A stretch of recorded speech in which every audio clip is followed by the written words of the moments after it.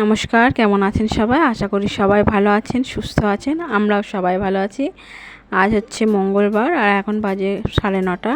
আর এখন থেকেই আমি আমার ব্লগটা শুরু করলাম। সকালবেলা বাসি কাজ আজকে দেখাইনি। আজকে স্নান টান করে ঠাকুরকে জল দিয়ে, তুলসী তলায় জল দিয়ে ধূপ দিয়ে রান্না বসাবো। তাই সকালের বাসি কাজ আমি দেখাতে সময় পাইনি আজকে। আর বারবার ওই জামা কাপড়গুলো মেলছি আর তুলছি। দুবার করে বৃষ্টি এলো, একবার দিলাম তুললাম, আবার এই দিতে এসছি। তো সকালের দিকে দুবার করে জল হয়ে গেল।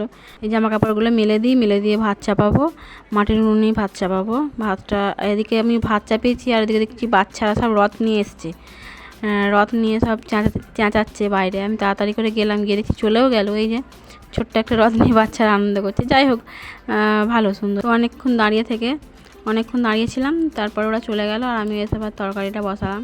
একটুখানি ওই প্রসাদি মাংস পেয়েছিলাম, সেই তরকারিটা একটু করলাম পেঁয়াজ রসুন ছাড়া। আর খাওয়া দাওয়া হয়ে গেছে, আমাদের টেবিলটা একটু পরিষ্কার করে নিচ্ছি। আর বিকেলবেলা সব বাসন কোসন মাজবো।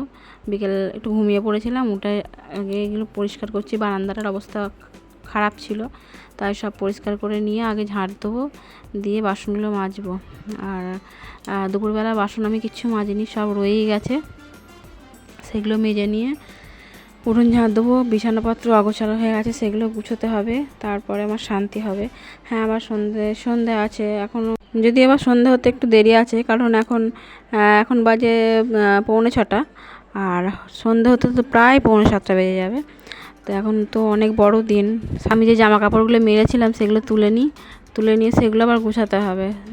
এখন রেখে দেবো, আর সন্ধে দেওয়ার পরে আমি গুছিয়ে নেবো ওগুলো। এখন আর সময় হবে না। আর এই যে বাসন মাজতে চলে এসেছি, বাসন মেজে ঝাঁট দিয়ে নেবো, উঠোনটা ঝাঁট দিয়ে নেবো উঠোনটা।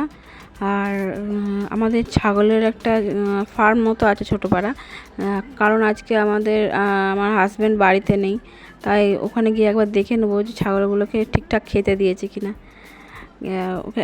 না দেখলে হবে না। সারাদিন আমি ওখানে যাইনি, একবারও যাওয়ার সময় পাইনি। একবার গেছিলাম, দিয়ে যে দেখাশোনা করে আর কি, তখন দেখলাম সে এসেছে, কিন্তু এবার সারাদিন এসছে কিনা আমি আর খেয়াল করিনি। আমার ঘরের কাজ কিছুটা হয়েই গেল, কিন্তু এখনও জামা কাপড়গুলো আছে, গুছোতে হবে। সেগুলো আমি ওই সন্ধে টন্ধে দেওয়ার পরে, চা খাওয়ার আগে বা চা খাওয়ার পরে গুছিয়ে নেবো। আর একবার যাবো আমি বাইরের দিকে, আগে ছাগলের ঘরটা দেখে আসি কী অবস্থা, ছাগলগুলো খেতে পেলো কিনা।